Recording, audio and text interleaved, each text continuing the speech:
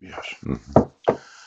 Oops. It's a good thing that this doesn't get open that often. Yes. There was an ancient man that knew how to harness the force of water to a wheel to perform work. In a modern steam engine, the force of the expanding steam drives a piston to turn a wheel. Much the same way that moving water turns a water wheel. Oh, you remember when we were talking about the water wheel yesterday? Yes, in much the same way. Just thinking about generating steam from desalinated water because I wanted that salt. Yes, you did. I want those incentives. I think any nation of the world that doesn't pay me for what I have, yeah, absolutely stupid.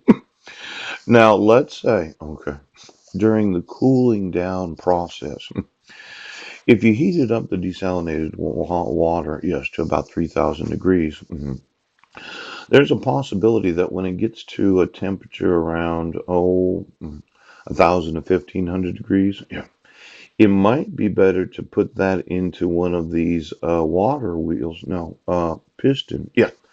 See, at certain temperatures, steam are not as effective at generating electricity. You have to consider the mass, yes, the speed, yes, and the temperature of the fucking steam right now. Now, my thought is I could use the straight line water wheel, yes, and I can add mass using a product that is a derivative, yep, of an actual used motor oil.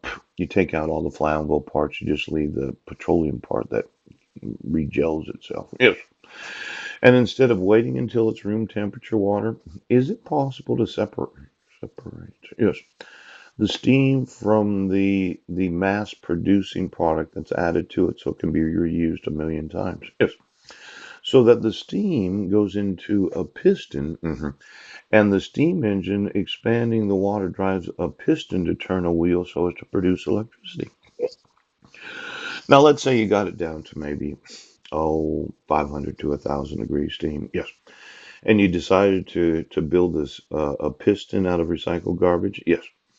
Now it's possible, okay, that at lower temperatures the pressurization of the steam causes less movement of the water wheel, but it causes a greater movement of the piston. That could drive the wheel that turns the generator. Yes, it does. That produces the electricity. Now, let's look at temperature times mass, yes, times speed. Ouch! Motherfucker!